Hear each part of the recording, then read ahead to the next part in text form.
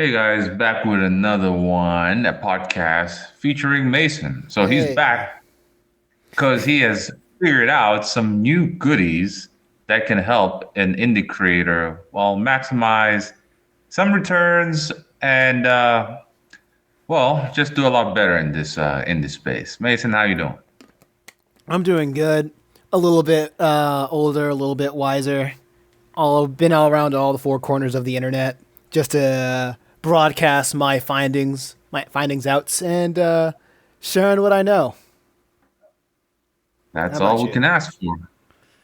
All you know, still pouring the caffeine, fighting the hunchbacks, and killing the zombies. You know how we do it here. So you wanted to share what you've learned and so on. Lead the way, man. Let's have it.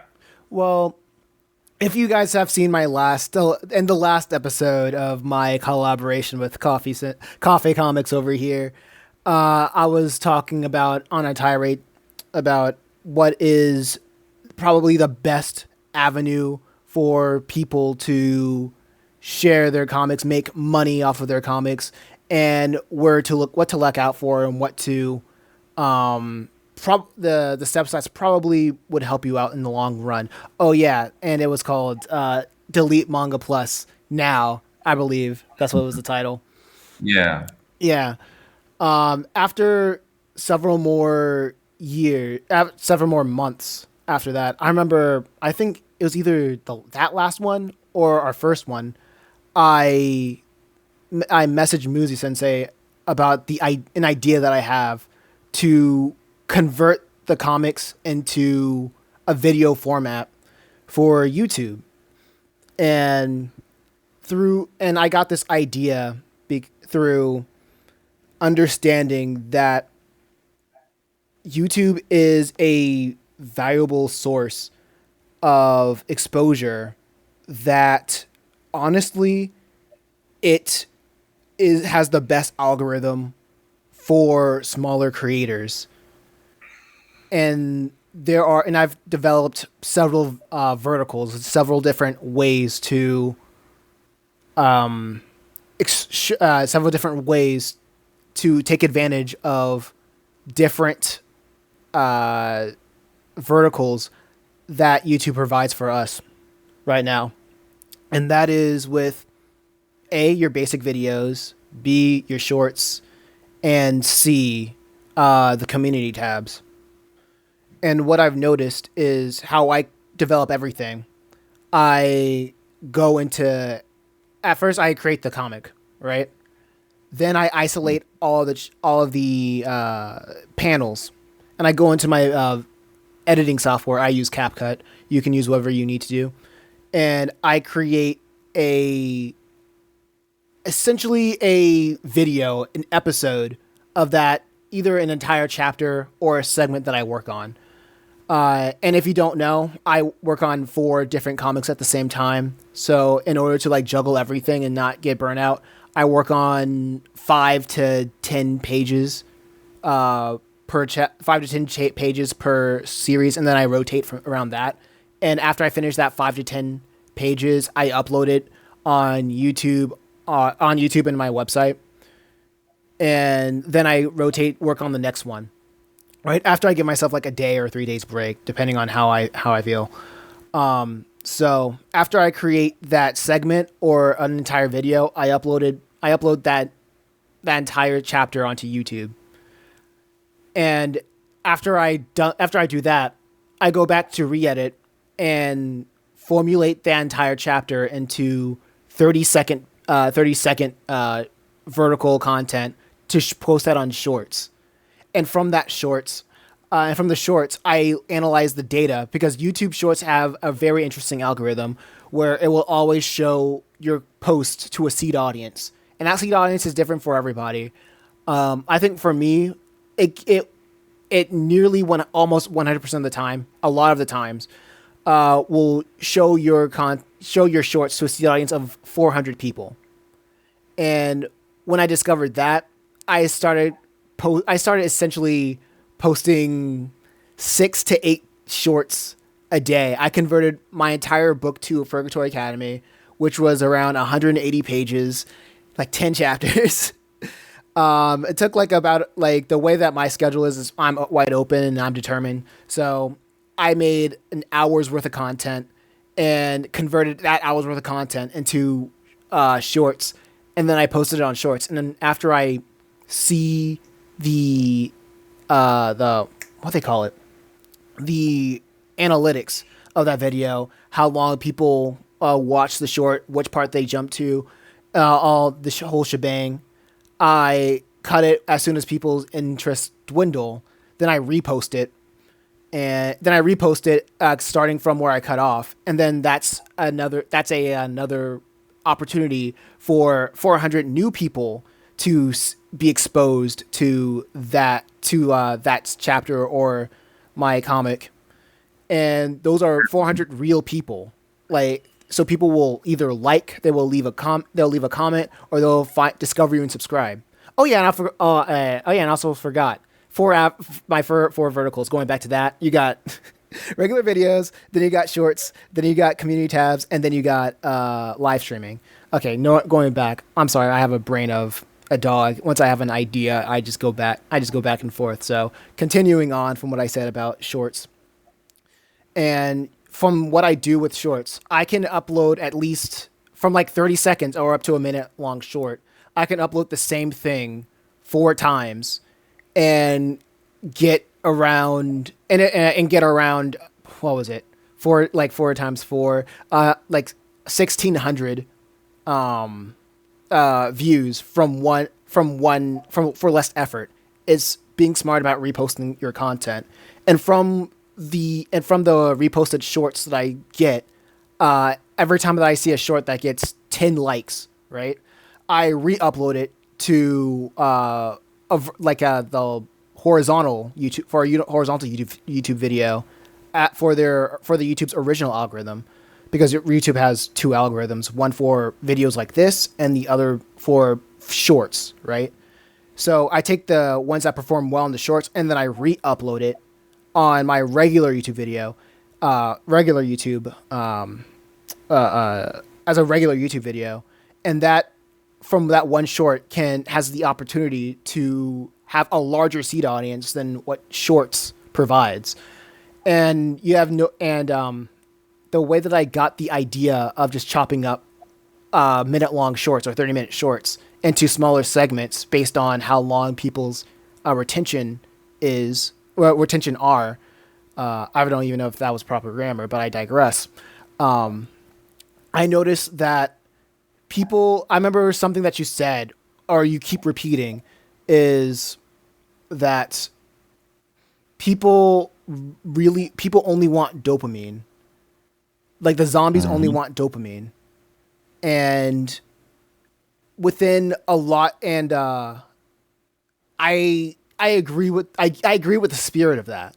I agree with the spirit of that, especially when you post on post short form content, vertical content on YouTube. People just want to feel enticed, and and I just noticed something. It's very interesting.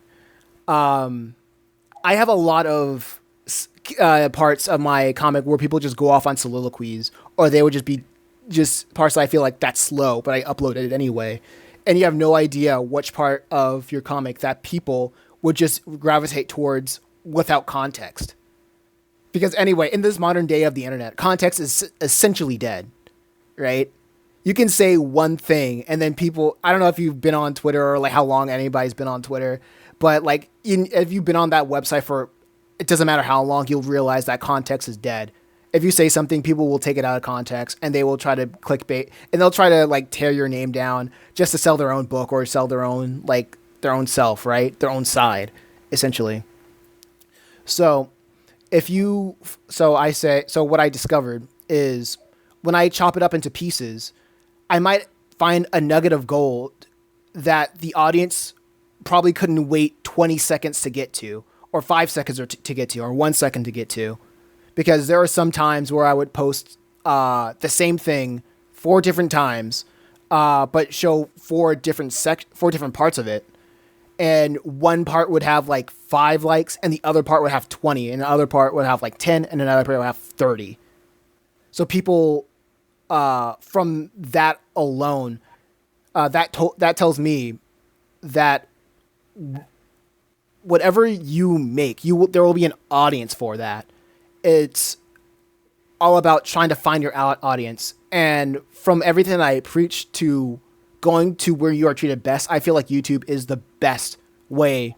It like fully embodies trying to find that audience.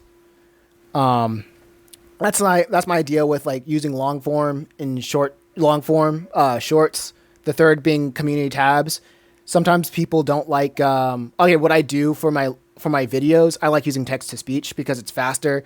I have no money to pay voice actors, and plus I don't have a lot of friends. That's just me, right?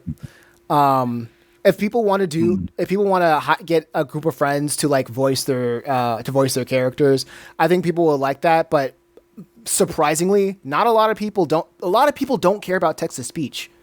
When I saw it, I remember I told my friend, he's my co-writer, Matt Fennell. He helped me write "Let's Go Middle Hero" and "Just a Reaper." I showed it to him, and he was like, "Dude, this text to speech stuff is gay." Well, actually, he said his initial thought of doing motion comics is just terrible to begin with. But I was like, you know what? I see an opportunity here. I'm gonna do it anyway. And honestly, ever since I've been doing it, I've been slowly gaining traction. More and more people discovering the channel. More and more people discovering my comics, and that leads me to the fourth thing that comic creators can use YouTube for is live streaming. Not just any live streaming through horizontal. Are you familiar? Are you familiar that YouTube you can live stream straight from your phone? Yeah. Yeah. So honestly, I've realized since that's a relatively new feature, you can use it straight from your phone, or you can still use your use OBS and a plugin that you can stream vertically through your phone, through your PC, and have it be as if you're on your phone.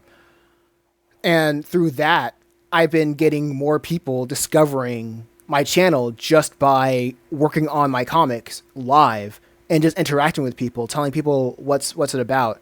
And since it's a new feature, YouTube wants to push it a lot. And I have a weird relationship with it because when YouTube you can't really predict how it is.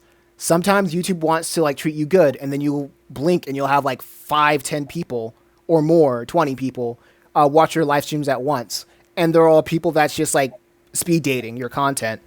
But then you would get like a couple of people, like 5 people that stick around and want to communicate and want to know more about what you're working on.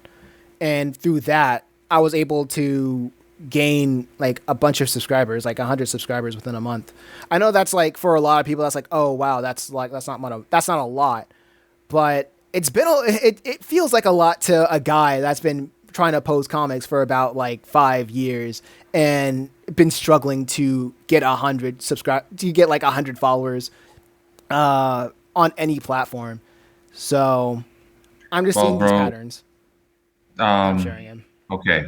So people come, I mean, these techniques you've discovered, they've allowed you to be discovered some more. But what has been the return of investment ever since you discovered these new techniques? Has there been a better return of investment in comparison to the return of investment when you were doing interviews? Okay. From the looks of it, I'm looking at the view count. No, it doesn't look like it. What do you mean? As in the amount of views you used to get for your podcast or interviews, right? Was much higher than the views that you get now on the shorts and on the slightly longer videos. Okay. So let me tell you this real quick. The thing about the podcast, it wasn't getting me subscribers at all. It wasn't really getting me views. If you look at of everything that I post like right now, yeah, it doesn't look like much now, That's because I posted everything that you see. I posted like 300 videos in about like 2 months, right? That is insane. No. 300 videos. And here's the Yeah. thing. Wow. Here's the thing though. A lot of those videos are just repurposed and re-uploaded from the single chapters. Like from the first part of the pot, from like what I said earlier, I create like everything that the only things that I create new things that I create on my channel are the chapters and the or just the chapters, and everything else is just a repost and reposts and re-edits snippets of the same thing, and it's completely fine on YouTube.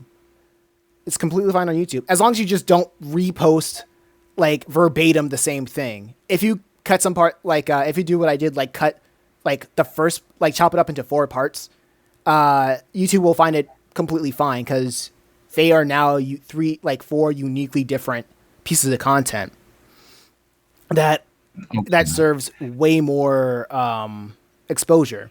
And let me tell you another thing, though. I want my channel to promote my works. And what the podcast was and what it was nice about it was that it was a way for me to elevate other creatives. But there is no way for me to elevate other creatives if the creatives don't really know how to elevate themselves, always utilizing other people's clout to elevate them. And it was not really a thing that I really could have done for them to reach more clout, and I couldn't reach clout for myself. So, and at the end of the day, I always wanted my channel to be about my work. And from ever since posting the podcast to posting everything I have now with my comics, posting my comics have gotten me way further than doing the podcast. You can see a podcast, you can look at any of my podcasts, and you would see around like it goes for the highest amount of views that a podcast had was like what 100, probably like 200.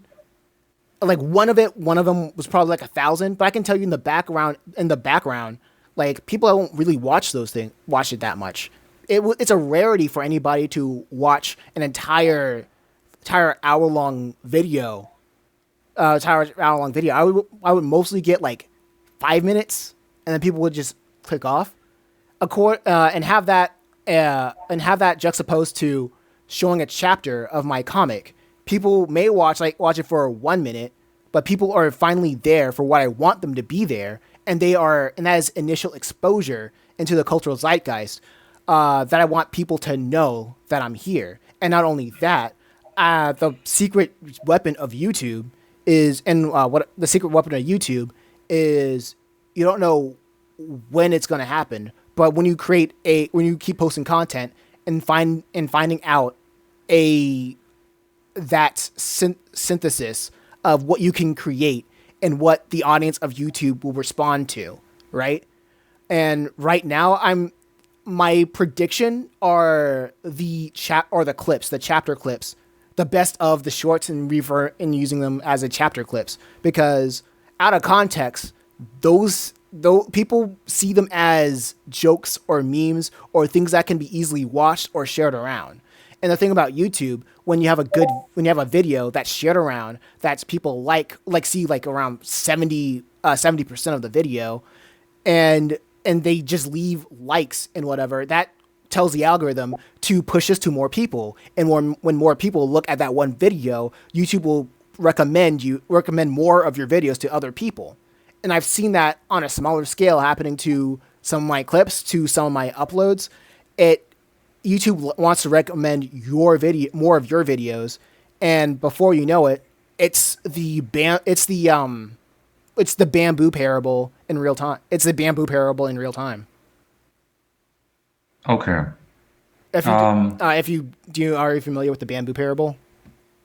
No. Okay, so essentially, if you ever look at the life of a bamboo tree, like it can grow, like bamboos are, if you ever seen a bamboo in real life, there are freaking tall trees, ridiculously tall, like tall as a house, if not taller, right? But when you first plant a bamboo seed, it grows a little bit, like a couple of inches or feet from the ground, and it stays like that for 4 years. And until the fifth year, it starts growing exponentially to reach the height of its adulthood. And the reason for that is within those first 4 years, the bamboo seed has been digging its roots, building its foundation, so it can. So when the fifth year comes around, it can that growth can be sustainable. It won't crack under its own weight. So that's what I'm seeing in real time. That's what I predict what will happen with my channel in real time, because every time I go live, and then people see what I'm doing, they're like, "Wow, this is really cool. What do you create?" They look at my channel. They see I have 500 videos uploaded, and the first thing that they ask me is, "Why don't you have a silver play button?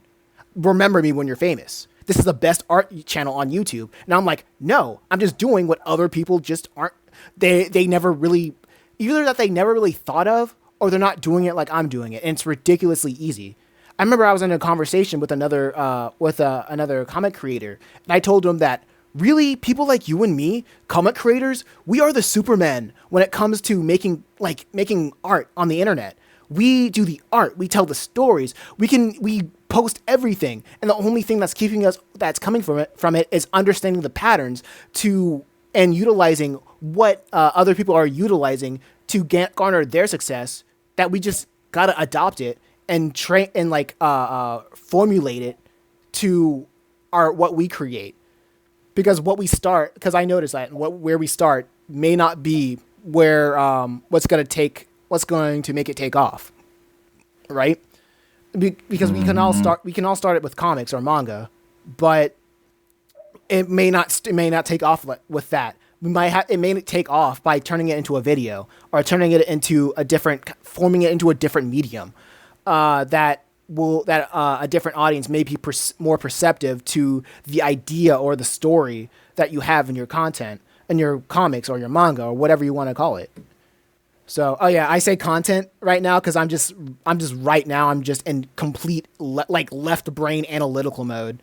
Like there's, I can talk about I can be like fully right brain and be like, oh man, the heart, the soul, the everything that creates art that makes it human.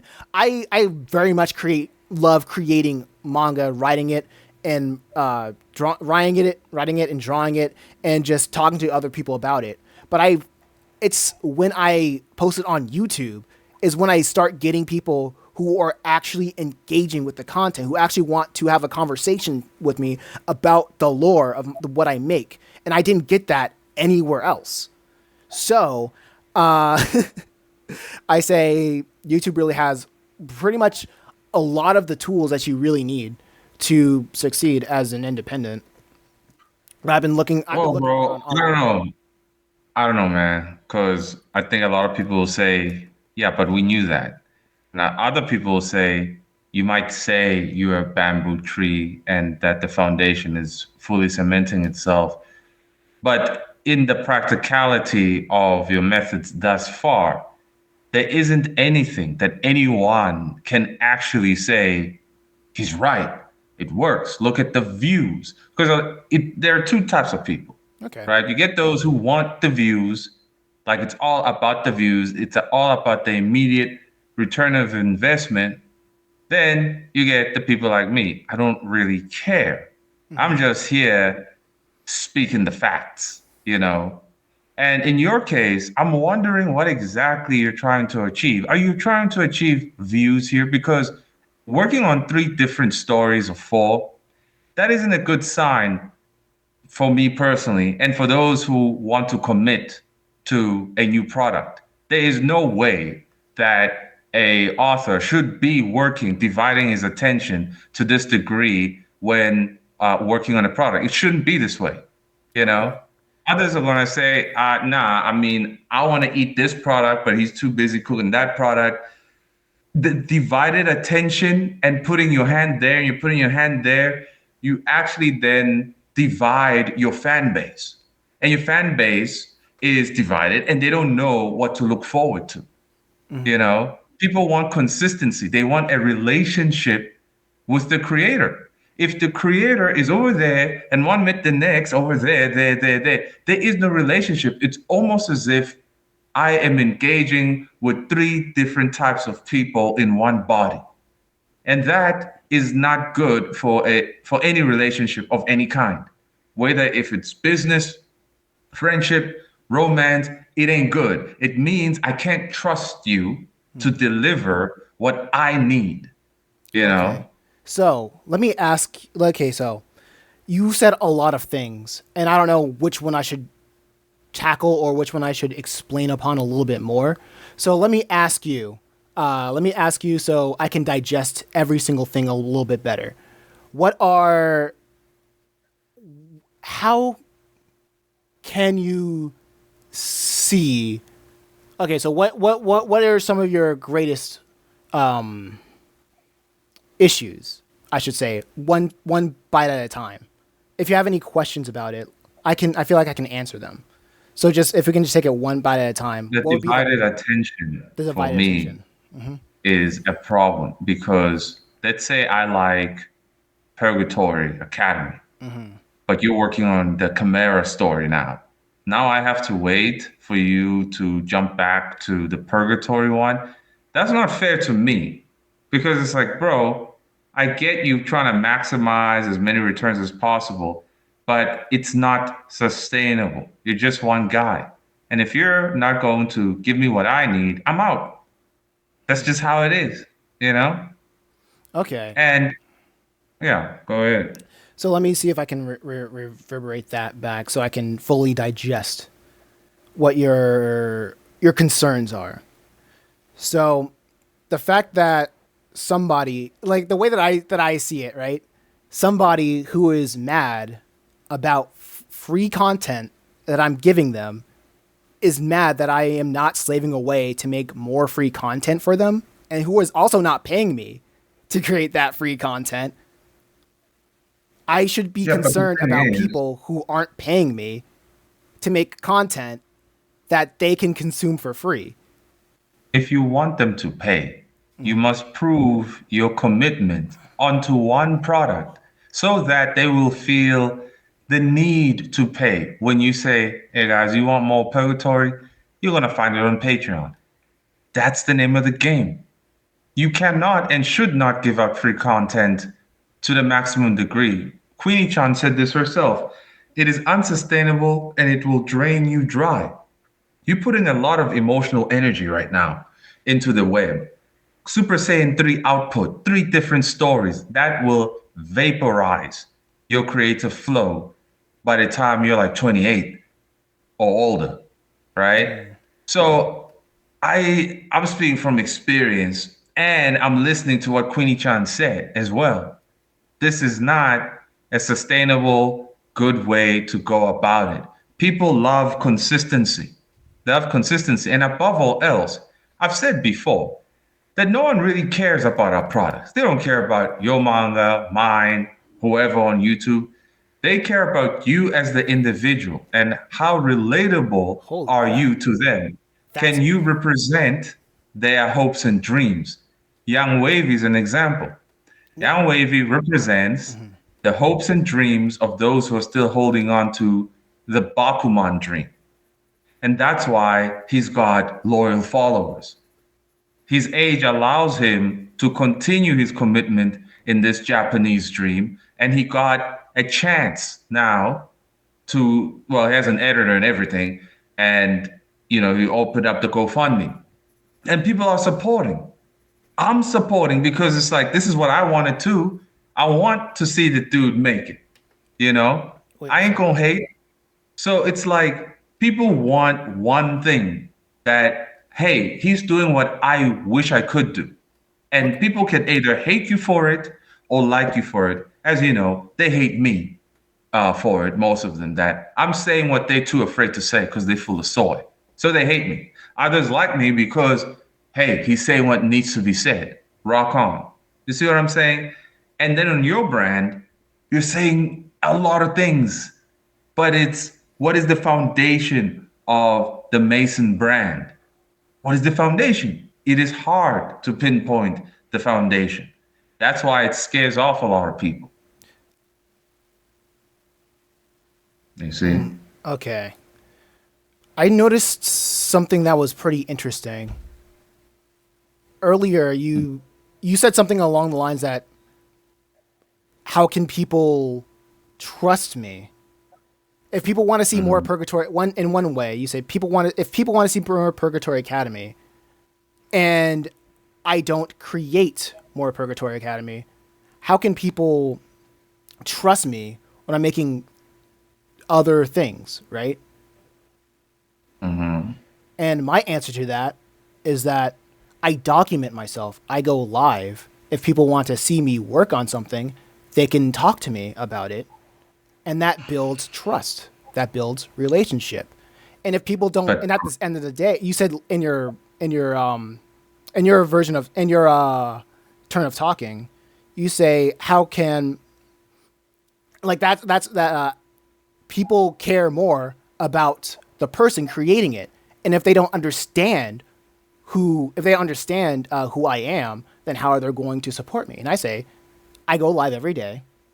I talk to people who is interested in talking to me. I'm not like the whole exposure of having people as much people see me is at the top end of the funnel. I'm sure you're familiar about a sales funnel, right? not really. Okay, so at a sales funnel, on top of it is awareness.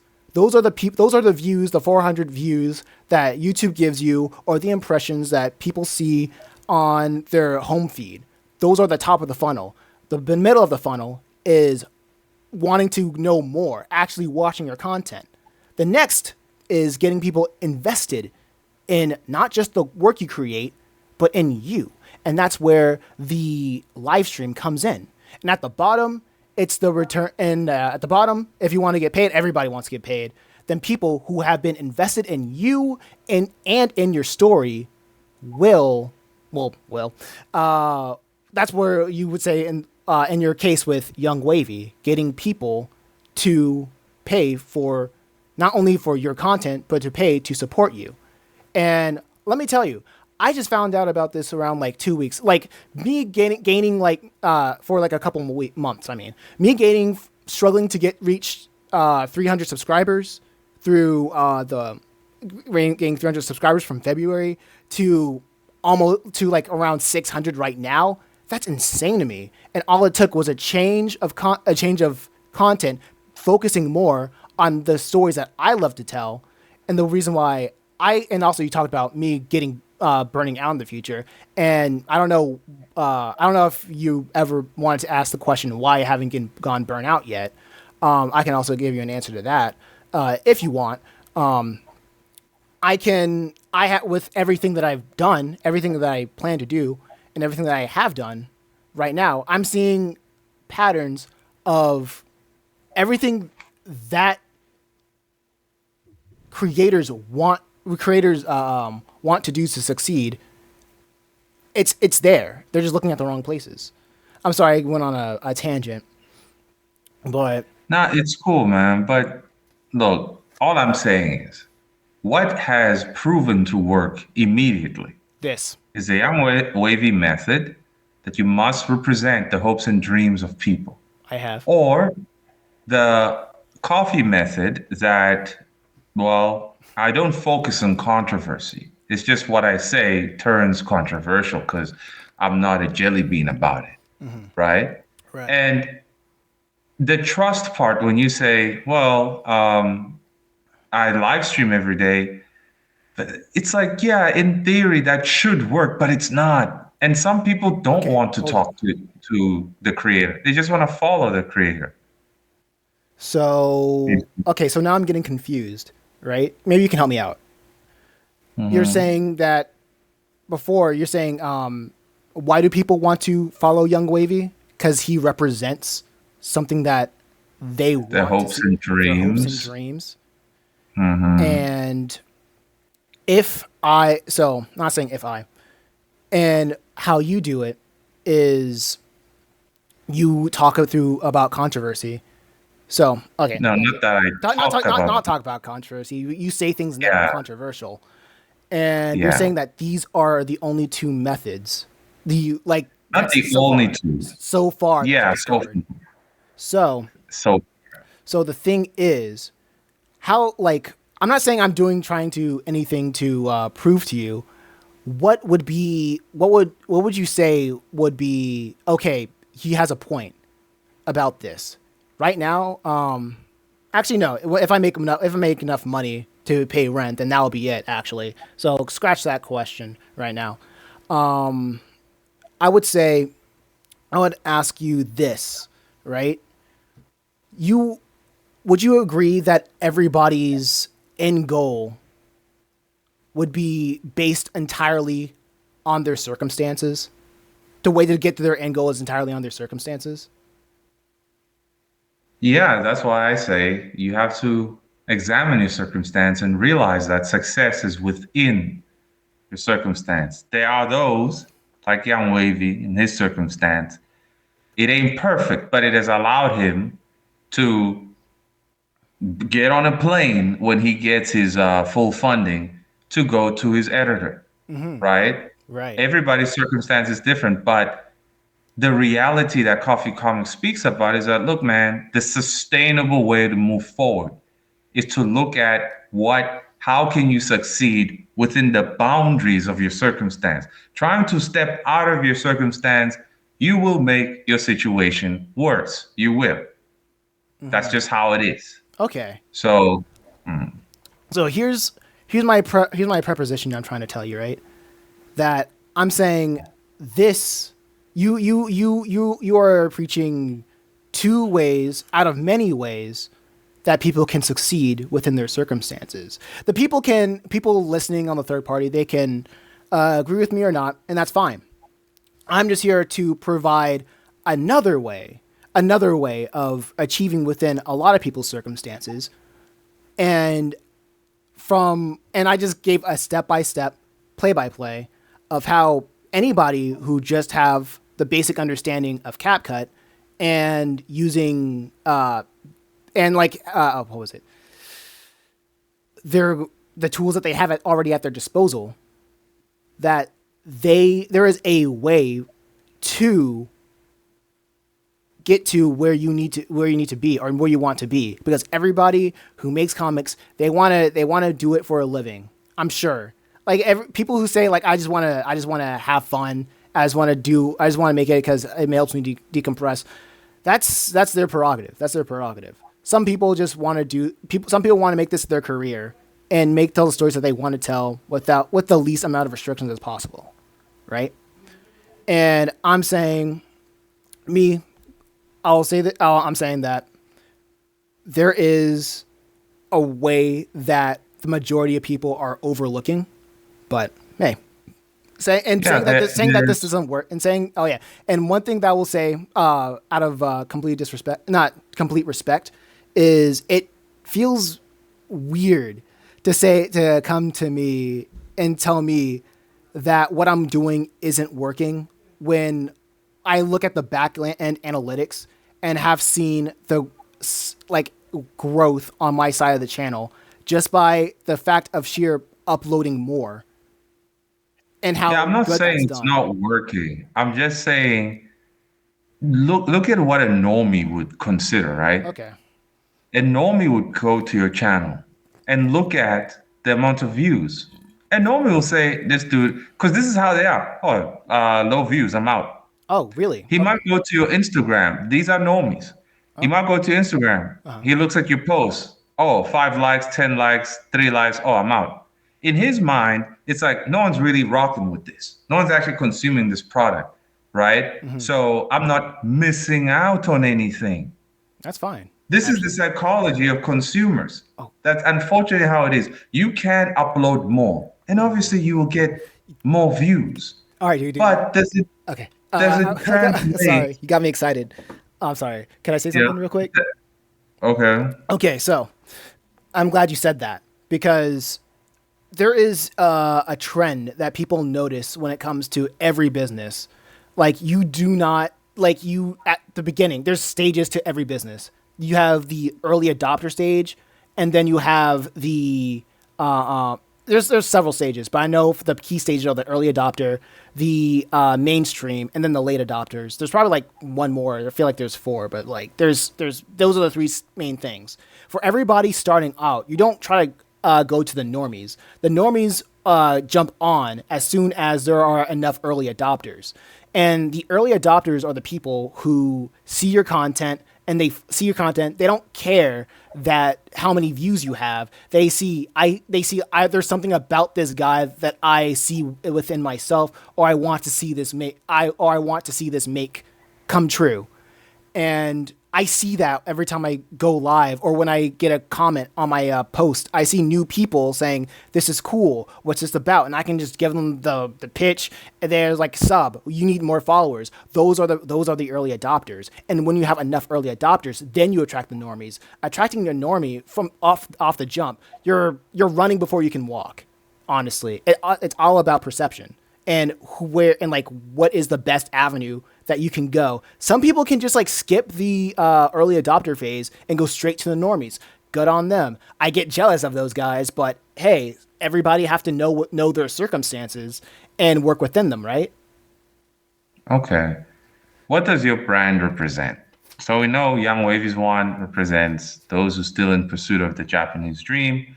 Mine are the realists of how this space is supposed to, or what the space actually is and how it works. What does your brand represent? My brand represents bringing meaning back into storytelling.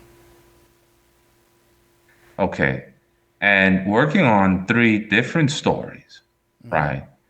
Again, it divides all possible consumers. Those who are expecting Purgatory Academy in the next month, and then it gets delayed because you had to do the other, you didn't finish the Chimera one. You see what I'm saying? And here's the It's other like, and here's the other thing. mhm, You'll- Pretty much I've been going off of. I'll get to that. I'll worry about it when I get to it. There's a million and 10 different things that I can worry about that makes me think I might as well not make manga. The only thing that I can do is see what is just to start, see where it goes, and if that problem comes up, I'll work on it. That's something that's in my vicinity, and I can at the right now I can focus on writing my four manga, editing it to see if it can be the best thing that I can be, and documenting my process to get more people on it. If I have people that says these chapters are not coming out fast enough, I'll be like, that's amazing. That tells me that people really want more of this content.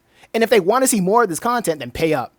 Pay me so I can pay other people to make this content a little bit faster, and then we can both be happy. So I can keep writing what I want to write, and they can get the content that they want to get. However, I'm not at that moment yet, so it makes no sense for me to worry about it.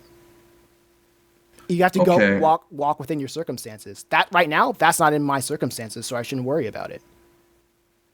What is your ultimate goal then, with your brand and you as an artist? What do you want to achieve overall? My goal is honestly make this like a at least a six-figure business so I can have a wife and she doesn't have to work and have like I don't know 7 kids. Okay, that's a worthy goal.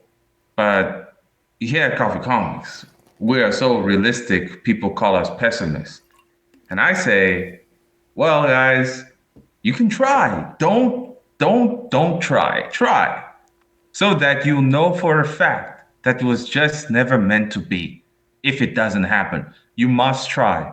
You must prove that it just wasn't in the cards for you. It was decided before your birth. You have to try. Because in a way, I did try, right?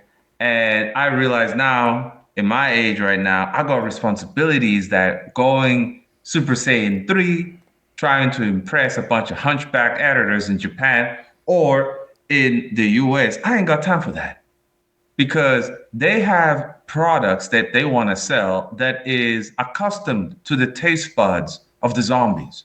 And I am not producing dopamine slop. I'm producing real storytelling, real inspiring work Despite that, though, many are not following Coffee Comics because of my product. They are following me because of what I say, or maybe how I say things. And ultimately, I have said, well, within my circumstance, I can consider this a solid, realistic return of investment. Minds are being changed. People are being set free from the bondage of fabrications, lies, deceit, stupidity, and dungeons such as Manga Plus. The crucible against demoralization is very much so still active, still setting people free. There is a daily return of investment that souls are being set free from the lies of these giant corporations trying to work them to death. And that is good enough for me, you know? Um, and I don't have to wait for that to happen one day and then I'm gonna feel better or then life will be perfect once I have that. It's already happening.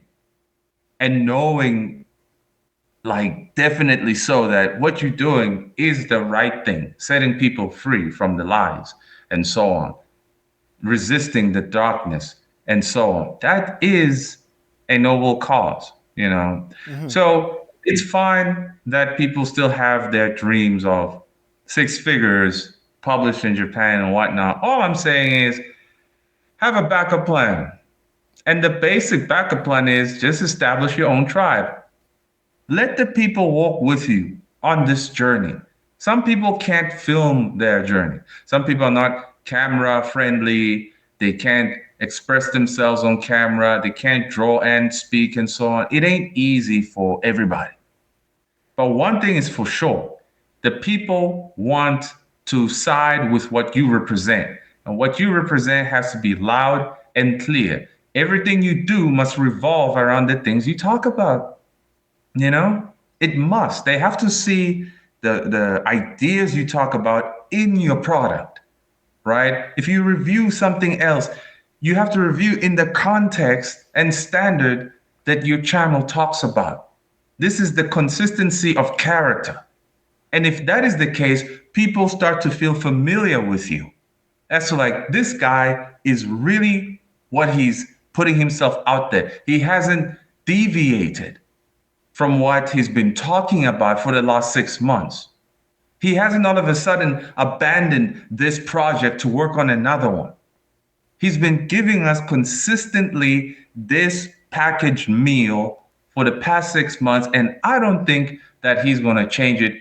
I feel comfortable here because I know what I'm going to get.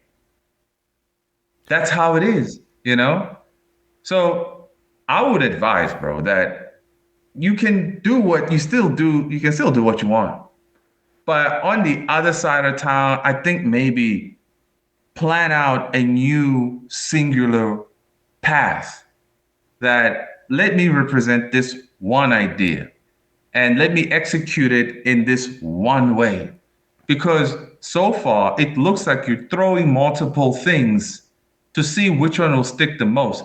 This reminds me of this dude who turned against me. I'm going to say it. It's Kova. Kova's Lookout. Dude decided to call me out for no reason, exposing himself as a hunchback. And I said, bro, really? You want to have a conversation? No, I don't. Okay, you're a hunchback, and I'm going to roast you soon enough. Kova was bragging to me, telling me that, yeah, well, if you were less negative, you'd be ahead in life. I'm like, what you talking about? I'm already ahead in life. You see where I live? Ain't nobody else doing what I'm doing where I live, right? And you want to compare yourself to me and say my channel sucks because I don't get 20,000 views. Like, guess what, Kova? You get 20,000 views because you make retarded material for the normie, for the zombies. But no one cares about your product. Don't brag to me that you get more views than me, but you don't get what you actually want, which is attention for your product. You don't.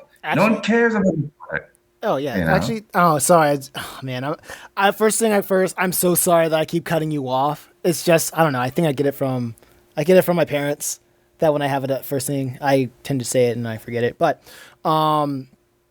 that's another reason why I say if you have a product that you want to sell, make that your make that what your channel is about.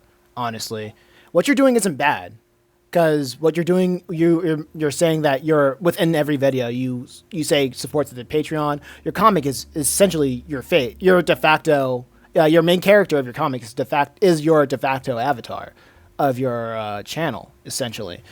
And that's why I knew if I wanted to go further, I had to change up the pace and not do the whatchamacallit, and not do the podcast, heavily focus on the podcast. I need to focus on stories that I know, that I want people to know first and foremost. And also, I still kind of disagree about like why does this thing have so many different series, because it's like, I don't know, looking at Cartoon Network or like any kind of channel, any kind of TV channel, and say, why do you have like four different why do you have four different shows? What are you trying to say? Like, it, in a way, it isn't kind of like that, because I'm not like a whole conglomerate of like hundreds of people trying to make different networks, but it is kind of like that, where I'm like, this is my channel. I tell comics that I've personally made. I'm the center point, and you can talk to the center point like like once a day, basically. And you're saying but anyway, talking about Kovo's comics, I completely agree that views doesn't really equate that attention to your comic, and I think I agree. I think it's very weird, very how to conflate views on your channel that has nothing to do with your comic. And bragging Yeah. about. I think bragging about that's kind of corny. I think me personally, I think his videos are alright, but I just think bragging about that and behind the scenes is corny. But it is what it is. It's hunchback behavior, and it's a disappointment. I mean, I don't really feel like roasting him really, because it's like, bro, We're all you're just really human, not right? worth it, man.